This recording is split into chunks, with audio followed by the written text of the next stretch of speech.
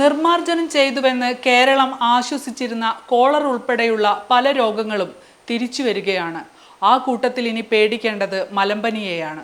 സംസ്ഥാനത്ത് മലമ്പനി കേസുകളുടെ എണ്ണം കൂടി വരുന്നു എന്നാണ് ആരോഗ്യവകുപ്പിന്റെ കണക്കുകൾ വ്യക്തമാക്കുന്നത്. അതും അതിഥി തൊഴിലാളികൾക്കിടയിൽ. അനോഫിലിസ് കൊതുകുകളാണ് മലമ്പനി പരത്തുന്നത്.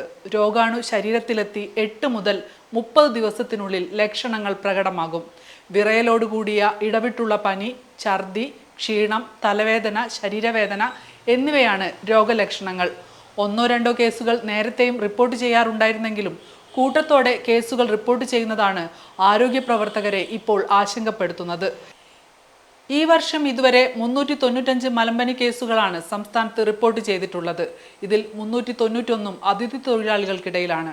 ഏറ്റവും കൂടുതൽ മലമ്പനി കേസുകൾ റിപ്പോർട്ട് ചെയ്തിരിക്കുന്നത് ഇടുക്കി ജില്ലയിലാണ്.